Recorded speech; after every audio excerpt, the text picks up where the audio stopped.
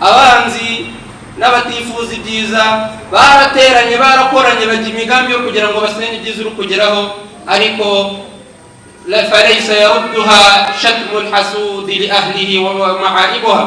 Bana bati ibyo byose ishyari bafite n'urwango bafitiye umuryango w'abayisilamu mu Rwanda ndetse n'ubuyobozi bwarwo ntabwo bizagerwaho, kubera ko wawahaibun wahabi laysa yarudduha, kubera kuri Imana twahawe n'Imana, kandi Imana twahawe n'Imana ntabwo tuzayibuzwa n'abanyamashyari cyangwa n'abanyenzengano zose batifuza ibyiza. Tarjama murira batumvise amagambo abana bavuze mu ncamake ivunaguye cyane.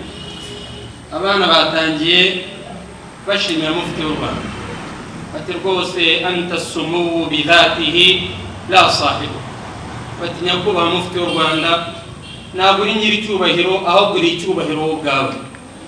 Anta al-aqa'u bi'aynihi la wahibu, abana bati ntabwo uri umunyabuntu ahubwo ubwawe uri ubuntu bwana mufti w'u Rwanda. Abana bati qad huqiqat lish-sha'bi minka matalibu, abana bati mufti w'u Rwanda nyakubahwa kubw'intego nziza bashyizeho, kubw'imigambi migari myiza bashyizeho, intego abaturage bafite ziragenda zigerwaho umunsi ku wundi.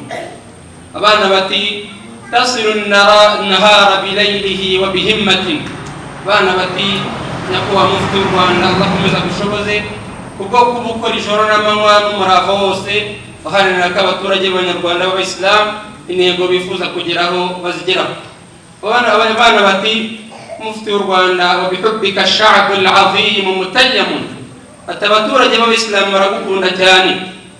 Kubw'ibyo rero fatawahadat atyafuhu wa masharibuhu, biyemeje gushyira hamwe, biyemeje gushyira imbaraga hamwe, bakakujya inyuma bakagutera ingabo mu bitugu. Imigambi myiza washyizeho n'ingamba washyizeho zo kugira ngo uzabageze ku iterambere zizagerweho.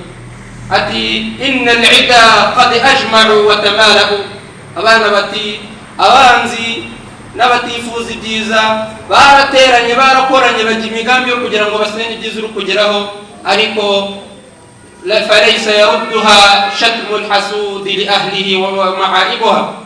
Bana bati ibyo byose ishyari bafite n'urwango bafitiye umuryango w'abayisilamu mu Rwanda ndetse n'ubuyobozi bwarwo ntabwo bizagerwaho, kubera ko wawahaibun wahabi laysa yarudduha, kubera kuri Imana twahawe n'Imana, kandi Imana twahawe n'Imana ntabwo tuzayibuzwa n'abanyamashyari cyangwa n'abanyenzengano zose batifuza ibyiza.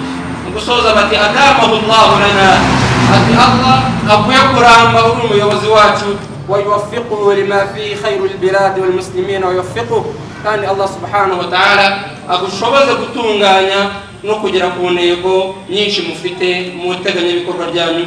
Wallahu a'la wa a'lam, wa sallallahu ala sayyidina Muhammad wa alihi wa sahbihi ajma'in. Assalamu alaykum.